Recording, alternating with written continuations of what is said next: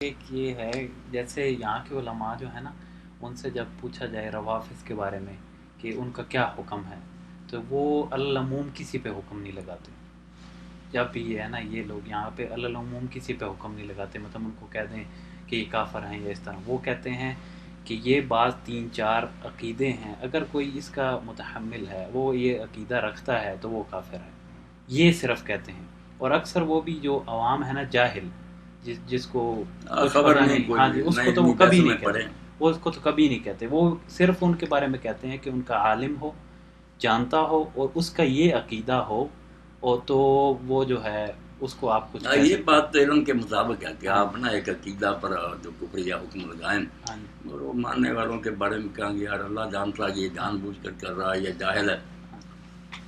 اور اس میں جیسے یہ ہے کہ جیسے پاکستان میں یا کے پیچھے زیادہ جو زور دیا جاتا ہے کہ سب الصحابہ، اس کے اوپر صحابہ کو گالی دینا، یا اس پہ تو یہاں کے علماء بھی کہتے ہیں کہ بھئی اس سے بندہ کافر نہیں ہوتا. کیا پہ کافر نہیں. سب لیکن ہاں جی. مانے کبیرہ ہی بنتا ہاں ہے. جی. ہاں جی. دوسرا یہ مسئلہ، جیسے ایک بندہ جیسے تحریف جو ہے، تحریف بالقرآن اس کا ہو، یا ائمہ جو ہے، حضرت ائمہ کو یا امام علی جو ہیں ان کو نبی سے اوپر کر دینا، تفضیل کر دینا، یہ مسئلے، وہ کہتے ہیں اگر کسی کا یہ عقیدہ ہے اور وہ عقیدہ رکھے، اس سے پوچھا جائے تو وہ ہو سکتا ہے کافر. باقی اگر عذر بالجہل ہو یا وہ ہو، ہاں تو اس کے بارے میں کیا؟ حفیظم بات یہ ہے میرے لیے کہ کوئی گروہ بھی ہونا ہاں اس کے ساتھ انصاف کرنا. ہاں ہم شیعوں کو بھی کہتے ہیں کہ ہمیں تم الزام دو تو پہلے تو جو روایت پیش کرو وہ ہم سے پوچھو کہ ہم اس کو صحیح سند مانتے ہیں.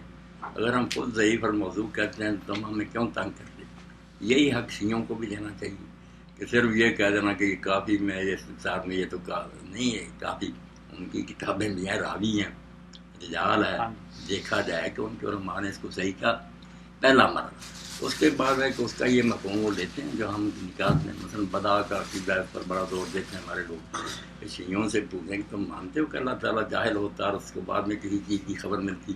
اگر وہ کہتا بات اللہ کا علم تو اس کا عین ہے، اگر علم اس سے جدا ہے تو اللہ ہی نہیں رہتا. ہمارے اوپر تم یہ الزام رکھتے. تم سنی مانتے ہو کہ صفات غیر ہے، ہم اور معتزلہ تو مانتے ہیں کہ صفات عین ذات ہے. اس سے حالانکہ ایک لمحہ کے لیے تصور کریں تو اللہ ہی نہیں آتا. اس لیے ہم یہ کبھی نہیں کہتے. اور اسی باب میں جگہ جگہ لکھا جہاں سے تم بتا کی روایتیں نقل کرتے ہو کہ جو یہ کہے کہ اللہ کو کوئی بات معلوم نہیں کہ اب معلوم ہوئی وہ کافر ہے. وہ کہتے ہیں ہم سے پوچھو نا کہ بتا کیا. وہی جس کو تم تقدیر معلق کہتے ہو کہ دعا سے اور صدقے سے کئی فیصلے اللہ بدل دیتا، اور علم پہلے ہی ہوتا کہ یہ دعا کرے گا. تو میں یعنی کہ نئی بات سمجھ میں آئی.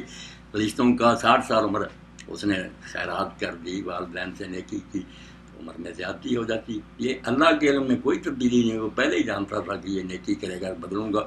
مگر بظاہر نسق کی طرح ہی نظر آتا ہے کہ پہلے 60 تھا اور اس کو 70 عمر دے دی.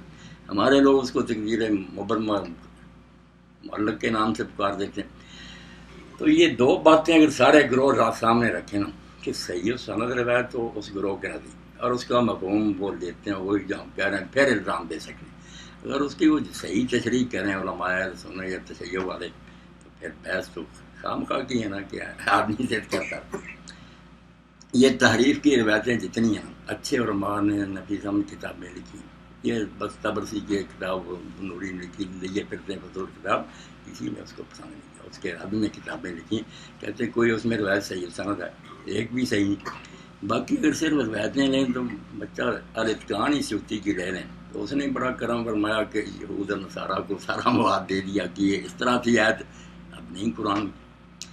اور ان چیزوں کو چھوڑ کر صحیح بخاری کی طرف ہی آئیں. آپ دیکھیں نا سورہ شعراء میں جو آتا ہے وَأَنذِرْ عَشِيرَتَكَ الْأَقْرَبِينَ، آگے لکھا وَرَحْمَةً لِّلْمُخْلَصِينَ. اب کس قرآن میں یہ ان کی بنا پر ہم مان لیں کہ ہم سنی جان تحریف کے قائل یہی کہیں گے یار روایت ہے مگر ہم نہیں اس کو مانتے، یہ منسوخ تلاوت ہے، یا جو بھی اس کا مفہوم بیان کریں، تحریف نہیں ہمیں قبول. صحیح مسلم میں آپ دیکھیں کہ حضرت موسیٰ شریف نے جب بصرہ کے گورنر تھے، قراء کو بلایا، انہوں نے کہا قرآن پڑھتے رہا کرو. ہم 2 صورتیں پڑھتے تھے قرآن کی جو مسبحات کے برابر تھی، وہ دونوں ہم بھول گئے ہیں. اس میں سے یہ 2 آیتیں یاد ہیں. اگر تو نفیسہ میں وہ آیتیں نہ بتاتے، یہی بات رہتی 2 صورتیں ہم بھول گئے تو چلو دوسرے لوگوں کو یاد ہوں گی. مگر انہوں نے 2 آیتیں بتائی نا 2 وہ بھی قرآن معجزہ میں نہیں ہے. اس لیے یہ کہ روایتیں جو ہے نا ان پر انحصار کر کے کسی گروہ کو ایک دوسرے پر الزام نہیں لانا چاہیے، نہ ان بحثوں میں پڑھنا چاہیے. کفار کو مدد ملتی ہے کہ ان کے گروہ یا تعریف کے قائل ہیں.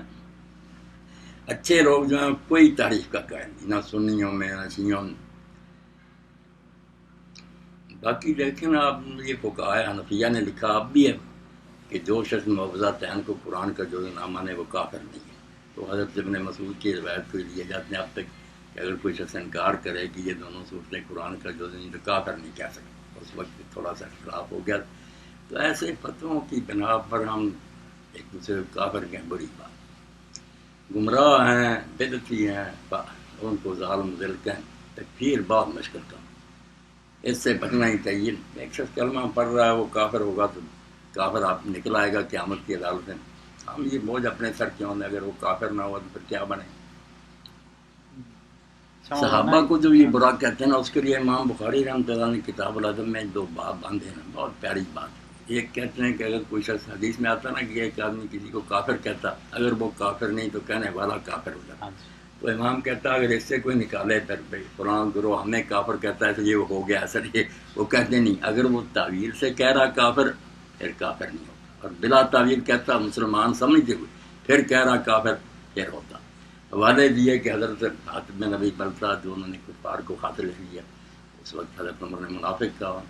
فلاں موقع پر سعد بن عبادہ جو تھے ان کو کہا جب حمایت کی انہوں نے عبداللہ بن ابی کی واقعہ حکم لوگوں کا یہ منافقین ہے، منافقوں کی حمایت کرتا. تو یہ چونکہ تعویل سے کہا کہ اس موقع پر اس کا طرز عمل منافق ہو جاتا، ورنہ صحیح معنوں میں کہا منافق نہیں. ہم 2 باب ہیں اکٹھے، یہی بات سامنے رکھی. شیعہ اگر بلا وجہ کہتے کہ ہم مومن سمجھتے ان کو کافر کہتے ہو جاتے. جب ان کو یہ شبہ ہو گیا، بے شک وہ شبہ باطل ہے جو انہوں نے حضور کے بعد ظلم کیے ہیں، وہ نبی علیہ السلام کی وصیت سے منحرف ہو گئے. تو یہ تعویل انہیں بچا جاتی ہے. اس شبہ کو ہم باطل کہیں گے. اور چونکہ ایک پناہ لی ہے، کھلم کھلا نہیں کہا کہ مومن ہے پھر بھی ہم انہیں کافر کہتے ہیں. فرق ہوتا ہے نا مسئلے میں. حکم لگانا شرعی جو ہے نا اس میں احتیاط کرنی چاہیے نا کہ وہ کس بنا پر یہ کہہ رہا. وہ کہتے ہیں جن صحابہ کا ہم احترام کرتے ہیں وہ ہمارے کوئی رشتہ دار نہیں. ہمارے یہاں جو نا کہ 3 رہ گئے تھے باقی مرتد ہو گئے، ایسی روایتیں پھیلا دیتے نا. ایسی بات کوئی نہیں. آپ ان کی علم رجال کی کتابیں دیکھیں، بہت صحابہ جو نا صحیح حسن الحال اچھے چلتے جاتے، ان کی حدیثیں بھی قبول کرتے ہیں. یہ پہلے 3 خلفاء اور ان کے حامیوں کہتے ہیں کہ یہ قاسم ہیں، حضرت علی رضی اللہ عنہ کو آپ نے خلیفہ بنایا تھا، یہ اس سے پھر گئے. بس اس وہم میں پھنسے ہوئے. بڑے بڑے نیک عالم پر کہتے ہیں یہ شبہ ان کا بے شک غلط ہی ہے، مگر ہے تو صحیح نا، کیونکہ صحیح ہے نہیں ہے کہ حضرت علی اور ان کے ساتھیوں نے 6 ماہ تک بیعت نہیں کی. اب بعد میں جو بیعت کی کہ حضرت فاطمہ فوت ہوئی تو لوگوں میں ان کا جو منہ ملازہ تھا نا لفظ یہ حدیث کے کہ وہ نہ رہا. ان کا ردم لوگوں نے چھوڑ دیا. پھر وہ مجبور ہو گیا کہ حضرت ابوبکر کو گھر بلایا اور کہا یار ہم نے تم سے حسد نہیں، مگر جس طرح تم نے خلافت سنبھالی ہے نا استبدت بالامر، یہ استبدادی طور پر نہ مشورہ ہوا نہ کسی کو بلایا گیا. بعد میں زور کے بعد پھر بیعت کر لی. اب ہم تو کہتے ہیں اس بیعت سے جھگڑا ختم. وہ کہتے ہیں نہیں کرنی ہوتی پہلے دن ہی کر لیتے. یہ صرف جو نہ ملاحظہ رہا ان کا، اس سے مجبور ہو کر انہوں نے کی. تو ایسی باتیں جو نا پھر علماء یہی کہتے ہیں کہ بے شک یہ شبہ باطل ہو مگر ہے بہانہ بن گیا، کافر کہنے سے نہ پھر پرہیز کرنا چاہیے. اب ہمارے فقہاء نے لکھا کہ جو حضرت عمر، حضرت عثمان، علی یا دوسرے لوگوں کی صحابیت کا انکار کرے نا وہ گمراہ کہہ لے مگر کافر نہیں ہوتا. یہ حدیث اور تاریخ کی بات ہے صحابی. مگر حضرت ابوبکر رضی اللہ عنہ کی صحبت کا انکار کریں تو چونکہ قرآن میں آیا یہ پور صاحبی وہ کافر ہوتا. اس پر بھی مولانا مرزا نے نا عبد المختار کا اشیاء لکھا ہے جد الممتار. اس میں کہتے ہیں کہ اگر یہ دوزخ کے کتے یہ کہیں کہ یار صاحب آیا ہے، صاحبان مانتے ہیں مگر صاحب اس کی دلیل نہیں کہ وہ مومن ہے.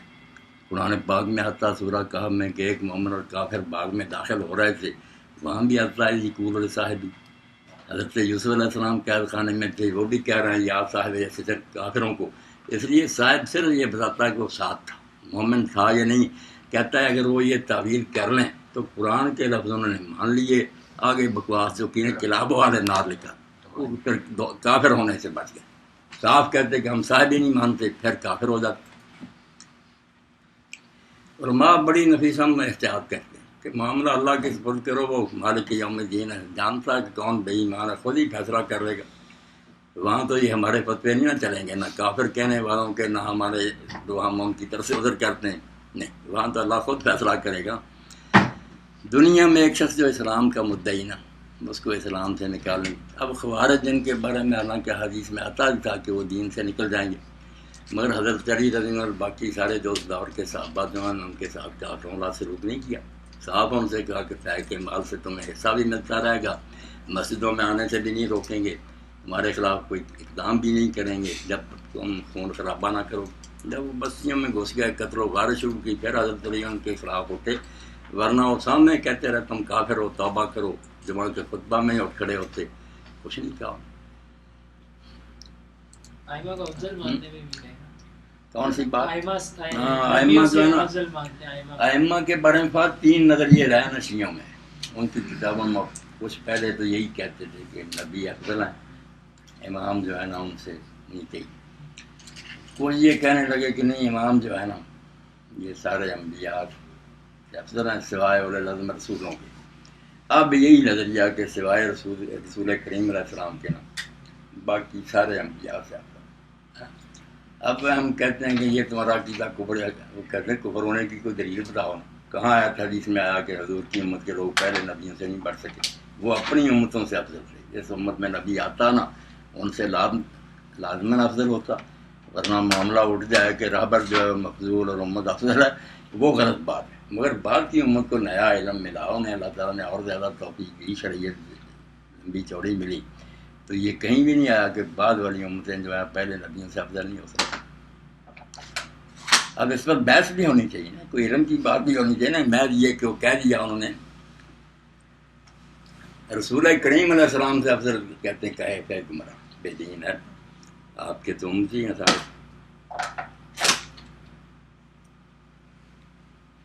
اب حدیث میں نفیس ہم پڑھتے ہیں تھوڑی حدیثیں نہیں بہت، کہ اس دن قیامت کے دن انبیاء اور رسل رشک کریں گے حضور کی امت کے لوگوں کو دیکھ کر، حالانکہ وہ لوگ امتی جو ہے نا نہ نبی ہوں گے، کچھ نہیں ہوگا، امتی ہوں گے، مگر ان کا مقام و مرتبہ دیکھ کر پہلے نبی رسول رش کریں کہ ان کو کتنا بڑا۔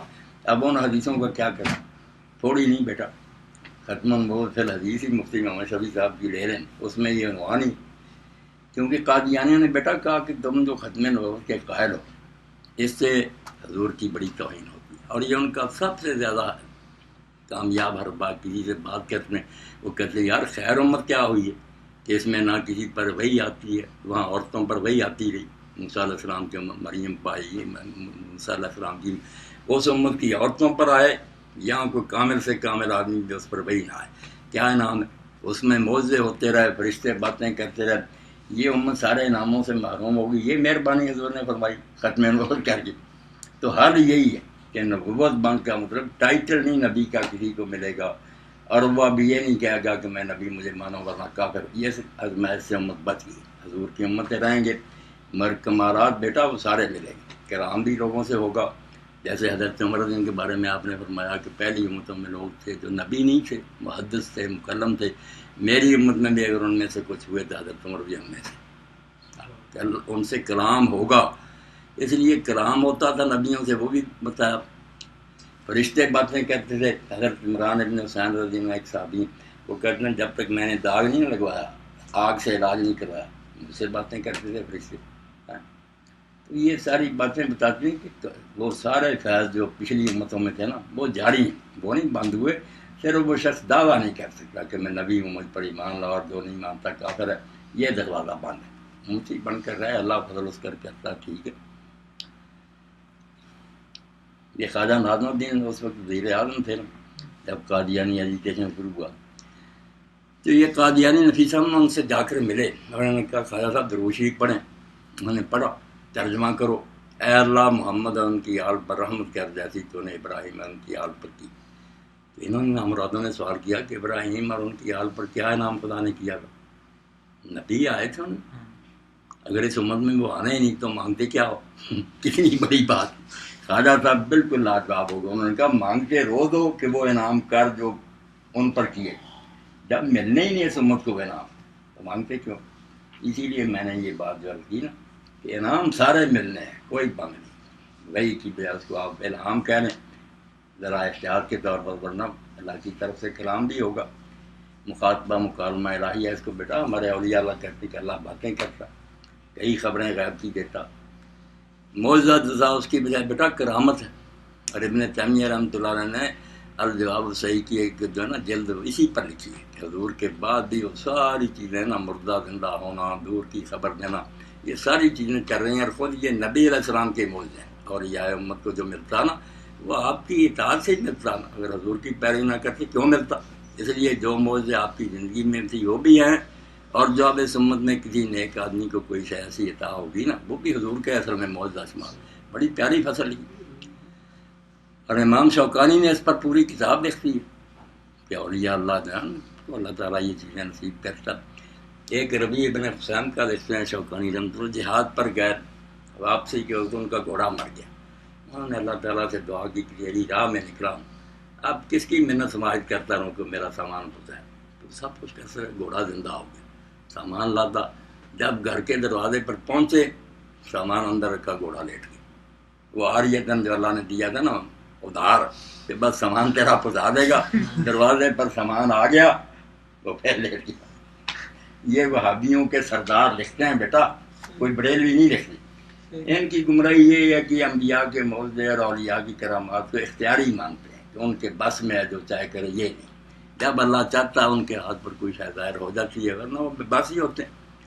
ماں کان علیہ رسول نہیں یاد سے بیات اللہ بدن، کسی رسول میں بھی یہ طاقت نہیں کہ وہ معجزہ لے آئے جب تک اللہ کی مرضی نہ ہو۔ حضور کو جب تنگ کرتے تھے یہی کہا نا، فن تذرو انی معکم من المنتظرین، تم بھی انتظار کرو، میں بھی کہتا ہوں انما الحیات، معجزے تو اللہ کے پاس، اس لیے معجزے مانے، کرامتیں مانے، مگر یہ مانے عام حالات میں بالکل عاجز بے بس ہیں، کبھی اللہ تعالیٰ چاہتا ہے تو ان کی عزت افزائی کے لیے کوئی رحم کر دیتا۔ امام صاحب کل ایک حدیث شریف ڈسکس ہوئی تھی کہ کچھ اللہ یہ ان قادیانیوں کا جو شبہ ہے اس کا جواب میں نے آپ نے سنا، اور اسی لیے ہی نا جو پیغمبروں کو بیٹا شریعت ملتی تھی نا، صاحب شریعت نبی بھی آتے تھے، اب اس کا بدل ہماری امت میں اجتہاد ہے کہ شریعت نہیں آئے گی، مگر نئے مسائل جو پیدا ہوں گے نا کتاب و سنت کے عالم، اس میں جو اجتہاد کریں گے وہ دین ہی ہوگا، بالکل شریعت ہوگی۔ جس تک مجتہد کا ذہن پہنچا نا کہ میری تحقیق میں وہ اگر عمل نہیں بیٹا کرے گا اتنا ہی مجرم ہوگا جتنا آپ نبی اپنی شریعت پر عمل نہ کرے، اور جو اس کے مقلدین ہیں سمجھتے ہیں کہ اچھا عالم ہے وہ بھی نہیں کریں گے تو نبی کے پیرو جیسے گمراہ ہو جاتے ہیں، ایسے ہوں گے۔ مجتہد کو بڑا مقام دیا کہ اس امت کے عالم جو ہے نا وہ نبیوں کے قائم مقام ہے کہ انہیں شریعت وہی سے ملتی تھی، انہیں اجتہاد سے ملتی، مگر اجتہاد کرنے والے صدر قرآن و سنت کے عالم ہونے چاہیے، ظاہروں کا کام تو نہیں گھر کو اٹھے اور اجتہاد کرتا پھر۔ تو تین شعبے تھے جو پہلے تھے، وہی، معجزہ اور شریعت، تینوں میں نے سمجھا دیے کو کسی نہ کسی رنگ میں جاری ہے۔ آپ کی امت اس وراثت سے محروم نہیں، مگر نبی نہیں کہلا سکتے، لوگوں کو دعوت نہیں دے سکتے اپنی طرف، اپنے منکروں کو کافر نہیں کہہ سکتے، یہ اعزاز جو تھا نا یہ ختم ہو گیا۔ ہاں فرمائیں پھر۔ جی کل حدیث شریف ہوئی تھی ڈسکس ہے کہ کچھ نیک لوگ ایسے ہیں اگر وہ قسم کھا لیں تو اللہ تعالیٰ ان کی قسم پوری کرتا ہے، تو اب یہ ایک طرح کا اللہ تعالیٰ نے اختیار نہیں دے دیا انہیں، اب کوئی یہ بھی تو کہہ سکتا ہے کہ جب وہ قسم کھائیں گے پوری ہو جائے گی تو ان کے پاس اختیار ہے کہ وہ کوئی بھی کام کر سکتے ہیں۔ نہیں، کوئی کام کوئی نہیں کر سکتے، قسم کھاتے ہیں اللہ کے بھروسہ پر۔ وہ ایک خاص واقعہ تھا نا کہ ایک صحابی جو تھے ان کی بہن کا دانت توڑ دیا تھا کسی نے، اب معاملہ آیا دیت کا، تو ایک دن نے کہا کہ میں تو قصاص ہی لوں گا، تو پھر اللہ تعالیٰ نے دیت اتار دی، مسئلہ اچھی طریقہ سے حل ہو گیا۔ تو وہاں پھر کہا گیا کہ ایسے بندے بھی ہیں کہ وہ اللہ کا نام لے کر قسم کھا لیں تو اللہ ان کی بات پوری کر لے۔ ایک خاص ماحول کی بات بھی یہ نہیں کہ روز یہ کام ہوتا ہے،